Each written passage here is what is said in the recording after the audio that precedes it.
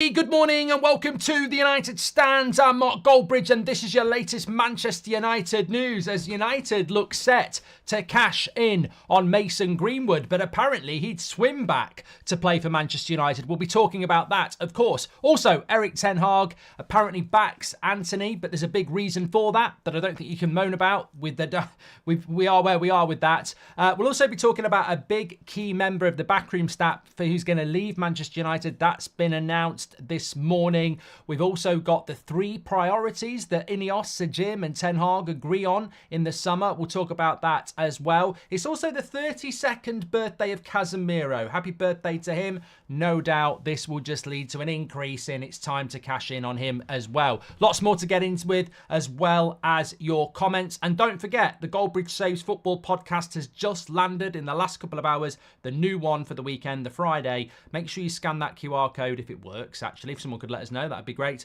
Scan the QR code, go and give it a listen today when you're out and about. Love your support there. Right, let's get straight into this without further ado. We're going to be talking about Mason Greenwood to start off with. So there's a lot of briefs coming out of the club at the moment. And I say that with pretty firm certainty.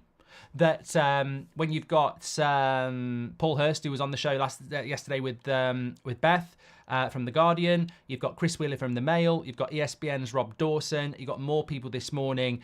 I mean, that's a lot of journalists to be talking about the same thing. And they're basically saying that there is the potential for a big spend for Manchester United this summer, which I think that will happen if they can offload players. And they're talking about what the priorities are. So I think this is fair to say that it's coming from, good sources. To do that, they've got to sell players. We know the likes of Casemiro, Varane, Maguire, McTominay, Eriksen, Wan-Bissaka. There's a lot of players where, Sancho, where players the club need to make a decision on. But with Mason Greenwood, it's interesting. Look, the club's stance officially is that, yes, there is a new ownership of the football side with Sir Jim Ratcliffe, but nothing has changed from last summer. He's on loan at Getafe. The statement that went out last summer was that Manchester United would work with Mason Greenwood to find him a future elsewhere. Obviously, he returns in the summer, and no decision has been made any different to the decision last summer. That doesn't mean it won't be made, and nothing will be happening now anyway. The Sun, funnily enough, put an article out today saying that Mason Greenwood would swim back to Manchester to play for Manchester United because he feels he has a debt to the fans.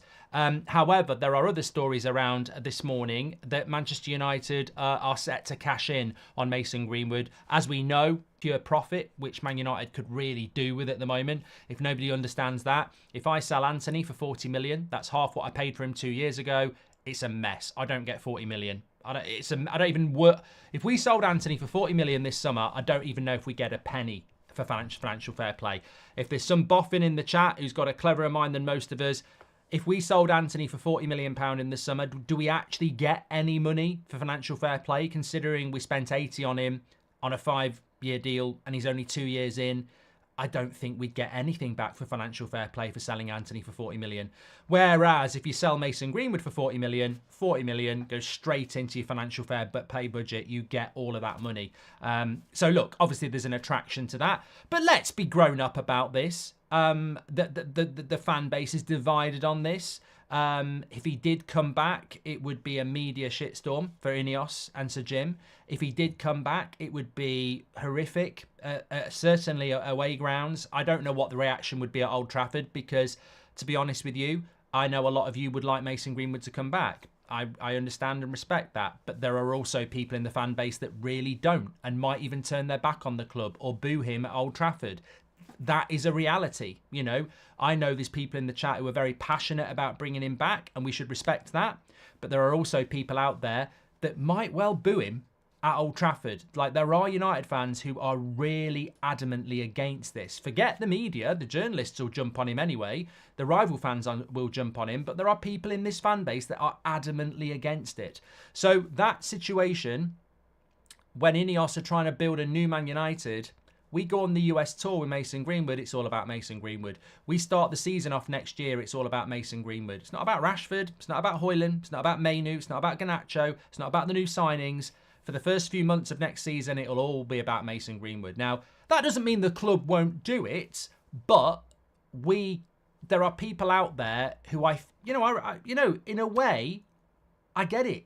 They just simply go, he scores goals, he's a good player, I want him to play for Man United, that's all I care about. And they'll point to other players from our past, and I'm not going to name them, who have done bad things but are legends of this football club. And some of them are in the media. So, look, there are people out there that have done very bad things and, you know, they're legends of the football club, making a lot of money.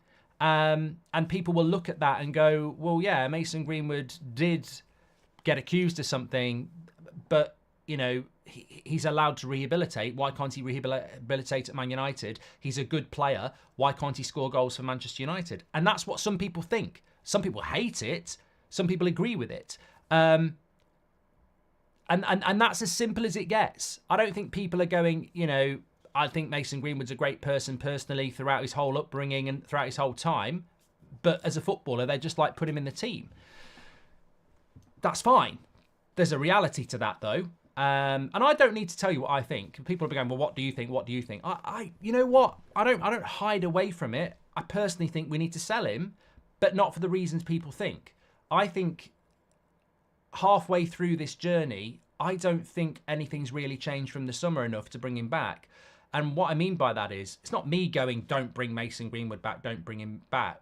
I just think it's out of sight, out of mind. He's playing in Spain. I think if you bring him back and put him in a Man United shirt, many of the problems that were there last summer will still be there. And what I also am completely convinced about is, if he does come back, it's not like get your head down for a couple of weeks and it'll be fine. It will be a media shitstorm. It will be rival fans absolutely horrifically booing him every minute for the first few months.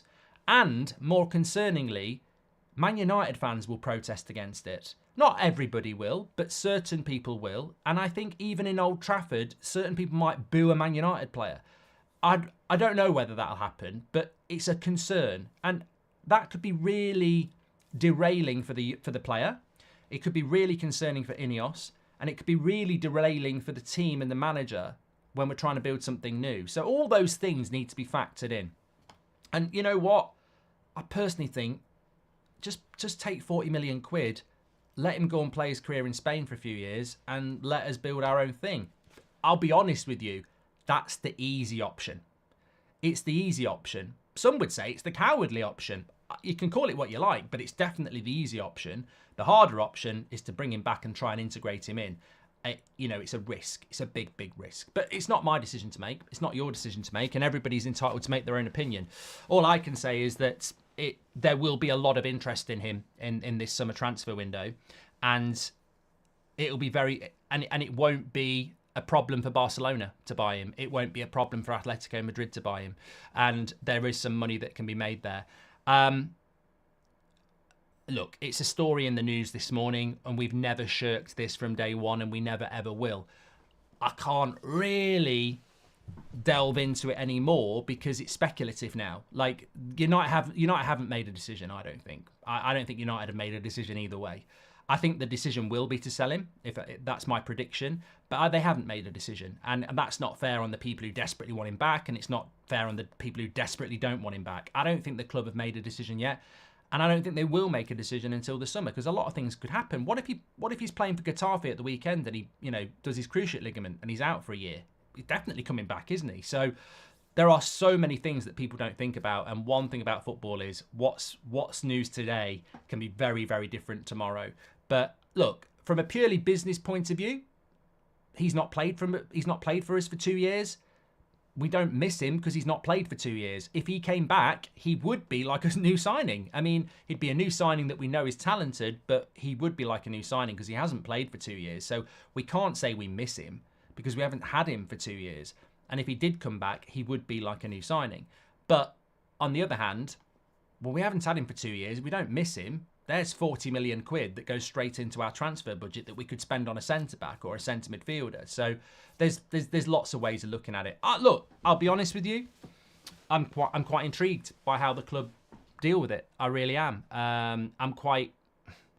I don't think excited's the word, because you're dealing with people's futures and you're dealing with some very strong opinions.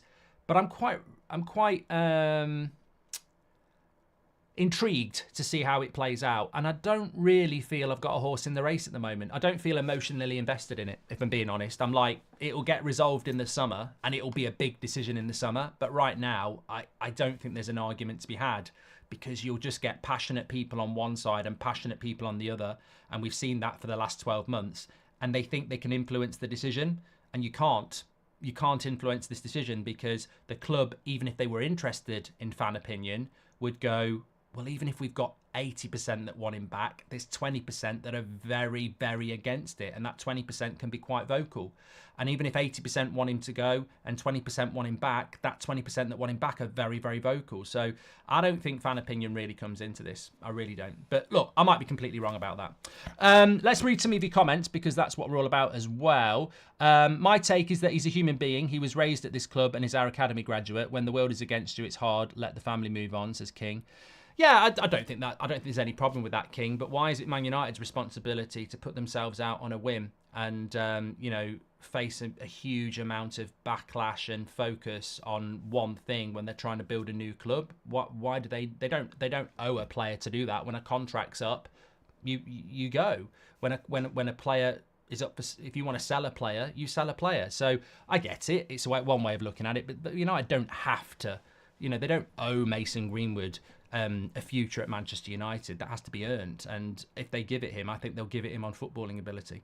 Aryan, welcome. Thank you very much for your super chat. Alex King has been a member for 4 months. Time to move on. I thought it was proved. Kyle, I'm not talking about look, we're not. Kyle's a bit thick. Like, Kyle wants to talk about the judge and about the criminal case. Pointless, Kyle. That's not. It's in the court of public opinion. There is no innocent or guilty in the court of public opinion. We spoke about this last summer. Unfortunately, people have made their mind up one way or the other. Kyle is not going to change it. I'm not going to change it. You're not going to change it. Whether that's fair or not, that's just the reality. Space says, one of the biggest problems we've had in this club is problems between players. No matter how good he is, bringing him back, it will make it worse, says Space Oddie. And Dave G, welcome to the Members Club. Kiz says, I've just finished listening to the podcast, past an hour at work, so thank you. Great listen. Antony back to cover left back. Haha. Mason shouldn't return. Okay, so we've had a few opinions there. Thank you very much for putting those in. You can check the podcast out. It's next to me. I'm just going to put that away, actually, for a moment. I meant to do that at the start. But this feeds interestingly into, and I'm not trying to wind people up on a Friday because it is the weekend. We've got a massive game for Manchester United tomorrow, but we don't hide away from the news. And there was a story that came out this morning that Erik ten Hag is going to back Antony for another season. Although it's not going the way it's planned, he still believes he can turn it around and that he is a really important player for Manchester United. So I think with Antony, this is just going to feed back into the Mason Greenwood thing. It's almost coincidental, isn't it? United ready to sell Greenwood, Ten Hag backs Antony. People are going to lose their crap if they want Greenwood back, because they're going to be going, Greenwood's better than Antony. We should be getting rid of Antony. We should be keeping Greenwood. And to be honest with you, I've got to say, in a purely footballing sense, forgetting everything about transfer fees and court cases and accusations and innocence and all that sort of stuff. And let's not forget, Antony had all that with him at the start of the season as well. So there are some parallels in this. Basically, in a purely footballing sense, you've got two people who play on the right wing, and one of them who's doing much better than the other at the moment. And they're both Man United players, and one's on loan. Interestingly, Bolver says Erik ten Hag will go then. I mean, I think this is the sort of simpleton football fan view that really needs to be eradicated and called out. You can't sack a manager who has got us to third place and won a trophy and has got us back in a top four race after a horrible season because he bought a player badly. I mean, you are a simpleton. If you think Ten Hag should be sacked because he bought Antony, you're a simpleton. And, that's a very strong accusation, but I'll break it down for you. Every great manager has bought badly. Pep Guardiola has bought many bad players at Manchester City. Sir Alex Ferguson bought many bad players at Manchester United. Arsene Wenger brought many bad players at Arsenal. Jose Mourinho has bought many bad players through his career. You don't sack a manager because he buys one or two or even three bad players, because that's just the way it works. You can't sack a manager because Antony is going to stay at the football club and he was a bad signing. I get the frustration. I get this idiocy in the fan base of trying to hunt Erik ten Hag out of this football club because they want a shiny new toy, but they don't even know what it is. It's almost like sack Erik ten Hag and have a lucky dip. You don't know what you're going to pull out. But on the Antony thing, it's always going to be, it's always going to evoke strong emotions because he's bordering on a flop. I like the player. I was very excited about signing him from Ajax. I put it down to the fact that what he did in the Eredivisie, he can't do in the Premier League. I was very excited about Memphis Depay. Couldn't do it in the Premier League. I was genuinely excited when we bought Memphis Depay from PSV, and I was genuinely excited when we bought Antony from Ajax. And I'm genuinely disappointed in both signings. Like they've just shown nothing from what they were for Ajax and PSV. Donny van de Beek did the same. So look, this transition from Bundesliga to Premier League, we've seen plenty of players who can't do it. Mkhitaryan, Kagawa for United. Havertz at Chelsea. I don't think he's really anywhere near what he is at Arsenal or Chelsea, what he was in the Bundesliga. And of course with Man United, we've seen it with Memphis and we've seen it with Antony. The problem that we've got is, I actually am not going to be a genius in hindsight and say we never should have bought Antony. I agreed with the deal. Everybody agreed with the deal. I could screenshot from the live chat when we signed him, and a lot of you saying sack Ten Hag, Antony's a flop. I would go, well, here you are. When we signed him, look, let's screenshot the live chat. What a great signing. What a great signing. So I'm not against the signing of Antony because we buy players, Man City sign players, Arsenal sign players, and they flop. That can happen. And then you're in this situation where, you know, people will moan because Ten Hag is backing Antony. What is he supposed to do? He's bought the player. He can't change that. I agreed with the signing. The fee was too big. The fee was stupidity. But Ten Hag doesn't agree the fee.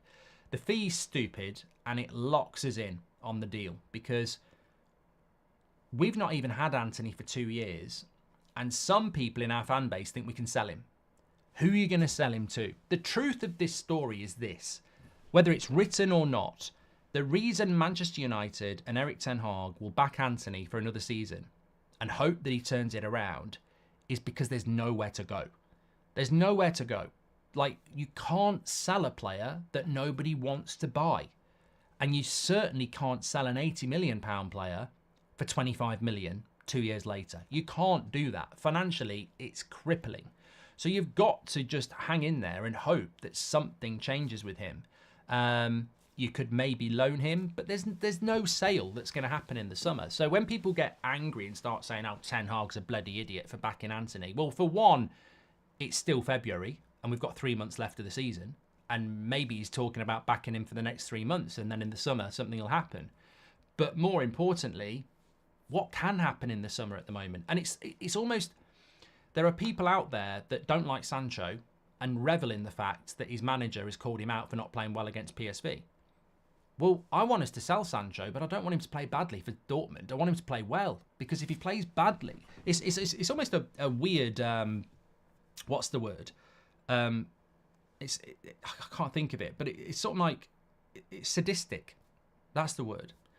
It's sadistic to want Sancho to do badly at Dortmund so you can be proved right that you think he's shit at United, because it will hurt us. If Sancho comes back from Dortmund and he's a failure, who wants him? And we paid £75 million for him 3 years ago, so we're still in a position where we need some money. It's always... I mean, look, going back to Greenwood, it's really good what he's doing in Getafe, because whether you want to sell him or not, people want to buy him.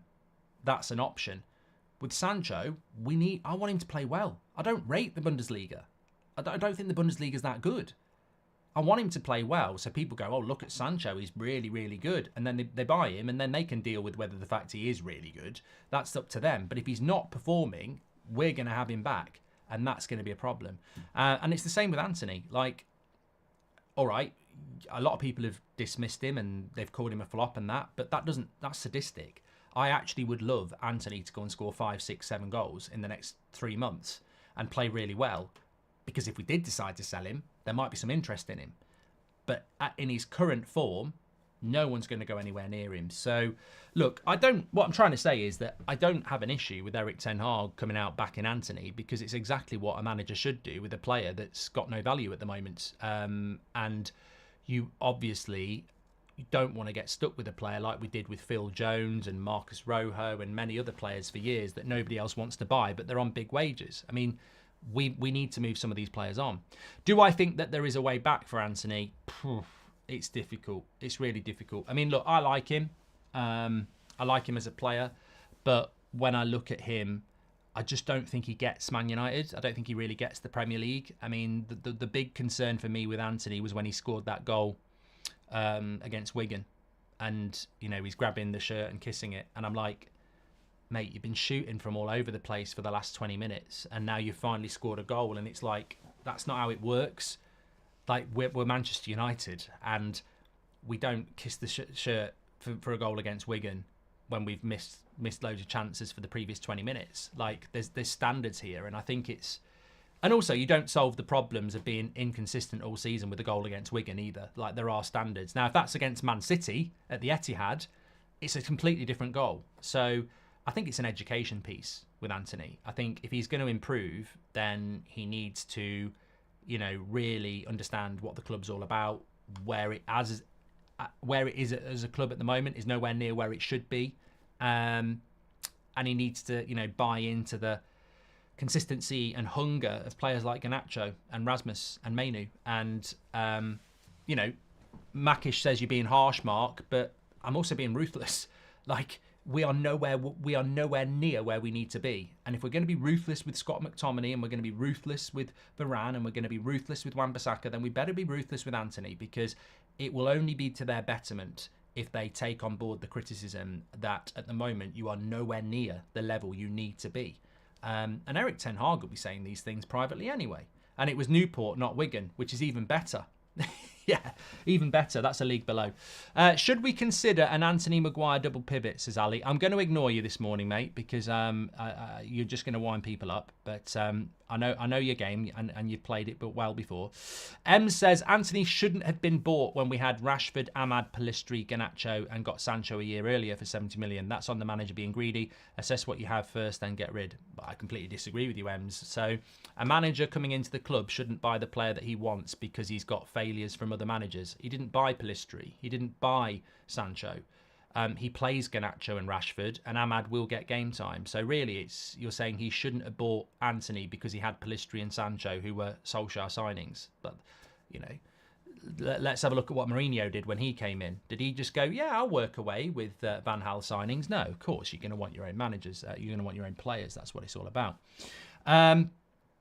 Weird take on him kissing the badge, says Berkey. Well, it's not. No, it's not a weird take, mate, because it's contextual, isn't it? And some simpletons, I'm having to use this word a lot, don't understand context. They take a line and they choose to interpret it how they want to interpret it. I don't think kissing the badge against Newport, I interpret that as, oh, look at me, I've done what I need to do. I didn't take that as kissing the badge like Gary Neville did when we beat Liverpool. Like, there's levels to kissing the badge, and there's times to kiss the badge. I don't think you kiss the badge when you've scored a goal against Newport, when you've been, quite wasteful before that. So if that to you gets you excited, well done. It's called diversity. It's called democracy. It's called people having a different opinion. It's called society. But I interpreted Antony kissing the badge against Newport as, that's it, job done. And I'm like, well, no, it's not job done, is it? It's Newport. And I don't think you had an overall amazing game anyway.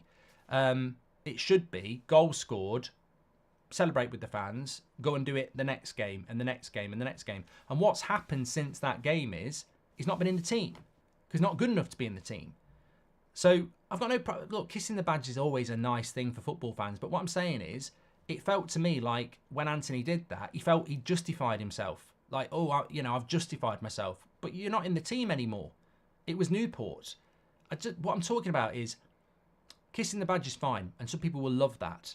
But kiss the badge when you do it at the Etihad. Kiss the badge when you win the FA Cup.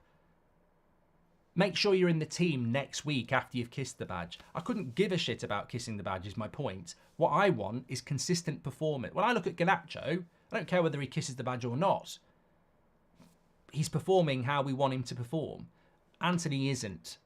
And I think a lot of that is to do with Well, it's either to do with the fact that he ain't good enough for this league, and I still think he could be, or mindset-wise, he's just not settled. And he's had a lot going on. I don't think he's settled at the club. I don't think he understands what the club's all about. And I don't think he understands that... I don't think he's in tune with what Man United is and where we are as a football club. I don't think he understands that we're nowhere near where we need to be. And there's a hell of a lot more work that needs to be done. And he needs to find that consistency. Bartek says, can you make videos about our past owners? No, I'm not really interested in that, to be honest. Keel says he was saying he loves the club. But I don't care. Like, so what? You're not listening to my point. If that makes you excited about Antony because he kisses the badge and he loves the club, fine. That's not the point. The point is he good enough to play for the club at the moment? And no, he sat on the bench. My point is, how does he become good enough to start for Manchester United? How does he become a player that's not deemed a flop? Because he's had a lot of unfair media. You know, he did that spin and a lot of the media went against him. Some of our fans went against him. I think there's a good player there. I don't care whether he loves the club. I love the club. You love the club. Should you be being paid 200 grand a week and put at right wing for Man United? You know, does kissing the badge justify your wage? And you know, oh, let's give him a free ride. My point is, he is not playing well. How does he get away from this flop tag? How does he become a player that doesn't just descend into flop territory and we can't get rid of him? And I think it's a mentality thing. I don't think he's been in the right headspace all season, to be honest. And I don't think he understands what is required of a Manchester United player. And what is required of a Manchester United player is consistency of performance, game in, game out. Simple as that. I'd play Antony on the left, stops the cutting in and shooting, almost forces him into putting balls into the box for Rasmus to attack, says Gaz. Well, that's a tactical thing, of course. Okay, let's move on. Happy birthday to Casemiro, 32 years of age today. That will probably raise the normal thing of it's time for him to move on. That decision will be made in the summer. We've spoken about that a couple of days ago, but happy birthday to him. Still think he's a massively important player. But also, Eric Ramsey is going to leave Manchester United. I think he's going to Minnesota Vikings. If that's not an NFL team, it's Minnesota something. Thoughts on this? Tick. Yeah, absolutely ruthless. Absolutely what needs to be done. I think it's being... I don't know what United's stance is on this, to be honest, but I think it's been sort of, in the media, it's almost been like, look, I don't know the truth of this and I'm not actually that interested in it, as arrogant as that might come across. What I've read about Eric Ramsey is that he's been headhunted by Minnesota in the NFL, in the MLS. But, you know, he's working for one of the biggest clubs in the world football, and he's not done a very good job. I don't think if United wanted him to go, he'd be going. I don't think if Man United wanted him to stay, he'd be going. So I think this is just an amicable split where it's like, you know, somebody knocks on the door and says, I've had a job offer, and they go, oh, that's a shame. All the best. And then that person walks out going, I didn't say I was going. I just wanted to see what they thought about me. I don't think there's a desire to keep Eric Ramsey at Manchester United. And I think it's good that he's moving on. And it's good that he's got himself a job.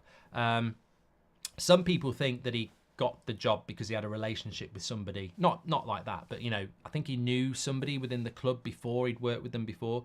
To be fair, he did come to the club. I think he came to the club with quite a good reputation. I remember when we brought him in. But how many years has he been here? 2, 3 years? We've been horrific at set pieces throughout that time. I watch every game, most of them with you, and categorically, Manchester United at set pieces are one of the worst teams in the league. And it's not just the fact that we don't score from corners and we don't score from free kicks. We also are terrifyingly bad at corners against us and set pieces against us. We are, to the eye test, terrible at set pieces. We score hardly any free kicks. We score hardly any corners. And when we concede a corner, we how many times does the opposition get a free header on goal? So this, to me, is absolutely fantastic because he's not been very good, and in a world of change and new things happening, I think this can only be. You know what? It's not as exciting as new CEO, and it's not as exciting as a new director of football, but it is really exciting because we definitely need to bring somebody in. Duncania said Mourinho said second was his biggest United achievement. Is fourth this season a bigger achievement? Injuries are worse than Liverpool last year when they finished fifth. Well, let's get it first, Duncan. Let's get it. That's the big thing for me. I think Mally says, I think he would play better if he weren't playing counter-attacking football, says Mally. Look, I really liked the signing of Antony. At this moment, I'm concerned, but my biggest concern with Antony is I just don't see how he gets in the team. It's like signing Elise or Neto. Like, Rashford and Garnacho are clearly their first choice wingers. And if you're not first choice, you've got a problem. And that's the biggest problem Antony's got. Whether you rate him or not, he's not better than Garnacho and he's not better than Rashford. And that's a big problem for him. Ramsey isn't in charge of set pieces anymore, says Hazim. No, because he's going. Look, whether he's in charge or not, he was a failure. I don't keep abreast of, United's rotation of who specifically does this and specifically does that. But Eric Ramsey hasn't worked at Manchester United. It hasn't worked. I'm not concerned about him going. That's my take. What new left back would you buy in the summer, says Ali. I don't really know about the left back situation. I mean, it's interesting, actually. This story came out late last night about the 3 priority positions that Manchester United have got. And do get in the comments. I'll read some of these out. And if you're not watching live, I'll read them later. What would be your 3 priority positions? I mean, there was a great question on the live show last night about how, if I had one position to change or bring a player in, I said it would have to be holding midfielder because we've only got Casemiro and he might go in the summer anyway.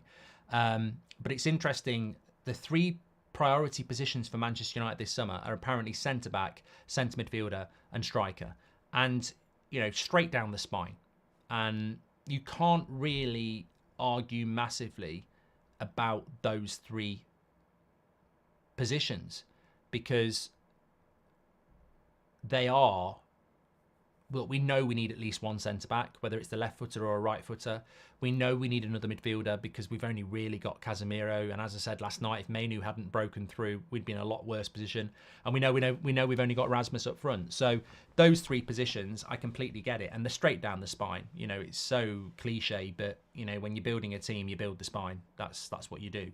But we probably do need a left back. We probably do need a right back. We probably need 2 midfielders and 2 centre backs, and we probably do need a winger as well. There's so many positions. I mean, George Kyle, welcome George, says left back is needed.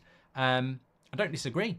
I don't disagree at all. But the potential headache is just the sheer volume of deals that we're going to need to do in the summer. And I think we've got the right people. The encouraging thing about Ineos and Sir Jim and Sir David Brailsford and what they've done so far is they've done exactly the 2 things. And I know they're open goals, but not everything in life is difficult. And at Man United, there are a lot of open goal chances, i.e. easy things to do.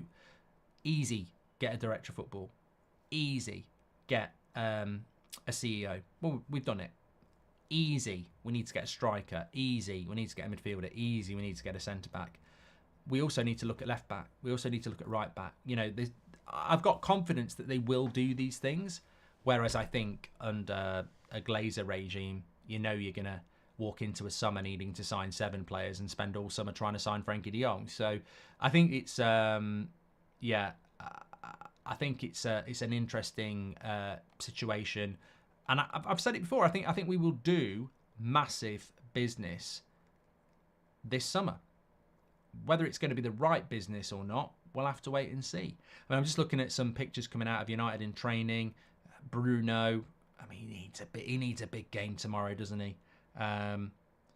he definitely does need a big game for United, because look, he's a player that's under a lot of pressure at the moment. Not I don't know whether he perceives that pressure, but he is a player that is needs to do better. Just on the story, it was Erik ten Hag wants more from Antony and will resist attempts to offload the winger, even on loan. Despite Antony being in the firing line by Ineos, ten Hag wants to give Antony another chance despite his underwhelming performances. I personally think that's underpinned by a stubbornness from ten Hag, which I like. He knows if he loans Antony out, it's the end. We'll never get any money for him. And I think Ten Hag still believes there's a player there. He's been, and look, Ten Hag's been very, let's not pretend it's only Antony. I think Ten Hag's been very stubborn. Ten Hag's not been here 2 years. And I said when we first got him, I don't know anything about his personality. I only know him as a coach for Ajax and the way they played. And the way they played at Ajax, many of us will have seen it, and we knew what that was all about, and it was very exciting. But what we didn't know was the day-to-day, week-to-week interaction with Ten Hag as to what he's like as a personality. And I think after 18 months, it's very, very clear that some of his personality traits are easy to read. He's very stubborn. He's very stubborn. And Onana should have been dropped. He should have been dropped. And he didn't. He didn't. And he even went to the lengths of play against Spurs and missed the first game in the AFCON. So Ten Hag is stubborn as to what he believes is right. And that can be a good thing, can be a bad thing. But I think with Antony, I'm not surprised that he's resisting talks of selling him, because he still believes he can be something. But I hope it works out. But I don't see where it works out, because I can't see a situation where Antony's back on the right wing and Garnacho's on the bench. I can't see a situation where Antony plays off the left. And I can't see a situation where Antony's on the right and Garnacho's on the left and Rashford's on the bench. So it's hard to see how he gets in the team. And another frustration for fans is they want to see Ahmad given a chance. And when you've got Garnacho and Rashford as such important players, Antony's going to struggle to get on anyway. But if he's going to make a change, it's going to be Antony before it's Ahmad. So interesting. We're well stacked on the wings at the moment, but it will be interesting.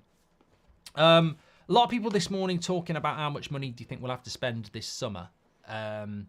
Well, thankfully, the journalists and the mainstream are sort of waking up to what we've been talking about for a number of weeks now. This financial fair play story seems to sort of died. It was there, but it seems to be dying. And the financial fair play story was that United won't have a lot of money to spend this summer.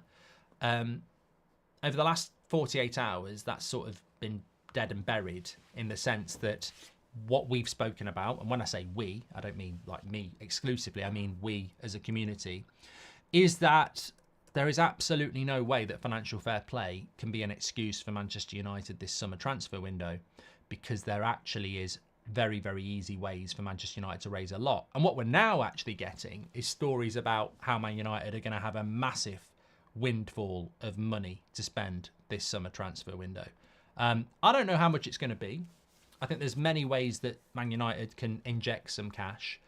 But my stance has always been that Sir Jim Ratcliffe and Ineos are batting more aces, serving up more aces of positivity. And I don't think that's going to change. I remember saying this on Christmas Eve when we heard about this deal. I said for the next few months, it's going to be positive PR, positive PR, positive PR. Whether that's interviews, appointments, they have to do that. Because what they cannot do, because they are basically in bed with the Glazers in a business sense, they have to distance themselves from the last 11 years. Because the Glazers have caused where we are. Everybody knows that. And Sir Jim is in bed with the Glazers in a business sense. They're partners. So what Ineos need to do is, without destroying their relationship with the Glazers, they have to separate themselves from the last 11 years. And the only way they can do that is by doing positive things, talking about positive things. CEO, director of football, stadia, interviews, all the right things to do. But that momentum cannot just be for 2 months. And what's coming up is the summer transfer window. And there's a lot of United fans like myself who are excited and impressed by what we've done so far. But in 3 months' time, the transfer window opens, and over the last 11 years, most of them have been a train wreck. And this is where the eyes are. You know, Barada, Ashworth, interviews, stadia will mean very little if we embarrass ourselves in the summer transfer window, if we don't sell players, if we don't bring good players in, and it's another bad window. And, you know, the great thing about football and you now is that it'll hit August and I'll say the words, how do you rate this transfer window out of 10? And if in August Ineos are getting a 6 or a 7, they're in trouble. If they're getting a 5 or a 4, they're in big trouble. They need to be hitting 9. I don't think anybody can hit a 10, but it would be nice. But I think they need to be hitting a 9 transfer window. And they know that. That's not me or you putting pressure on them. They've got to hit a 9 out of 10 in this summer transfer window. What is a 9 out of 10 summer transfer window? Well, a 9 out of 10 transfer window is clearing out all that needs to be cleared out and bringing in 5, 6 really good, exciting, well-scouted players. And that's it. It's as simple as that. And it can be done, but it will take ruthlessness, aggression, and efficiency.